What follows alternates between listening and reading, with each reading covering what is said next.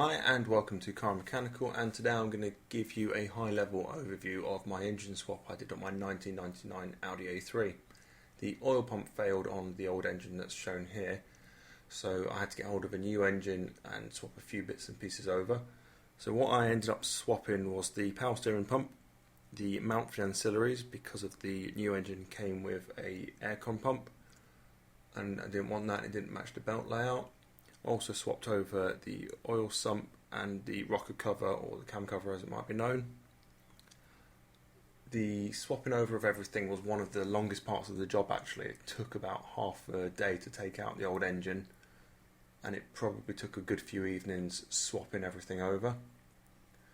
Just looking at the old engine quickly, we can see that I had the old oil pump where it's failed.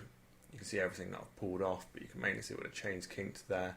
I have covered that in another video, including fully stripping the old engine down and showing what the oil pump failure sounds like.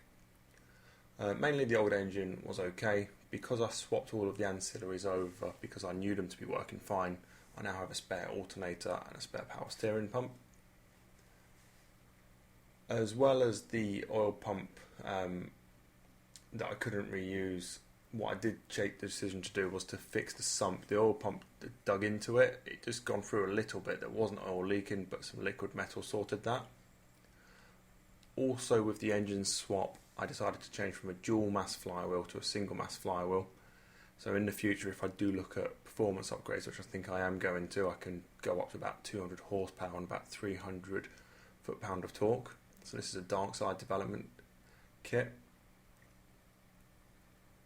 The engine then was all built back up with the gearbox back on and ready to be dropped into place.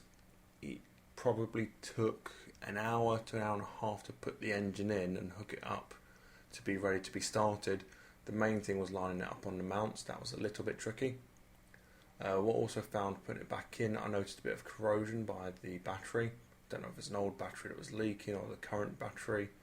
But what I did end up doing is taking all of the battery mounts off and giving it a clean up with the angle grinder. You'll see that in a moment. That was just a very quick case of clean it as quickly as possible so it doesn't interfere with the job. With a wire brush at first, then with the angle grinder to smooth it out, primed it and painted it, and I just really wanted it to be sealed more than anything. Now the engine's all hooked up, I'm going to give it its first start. So it's all fine after pumping from some diesel through to the injectors. And then I get the radiator back on and it's all finished. That's, like I said, a quick overview. I didn't really have the time to do much more than that when I was rebuilding the engine. But I hope that you did enjoy that. If you do have any questions or comments, please leave them below. And if you would like to see more videos like this, please subscribe.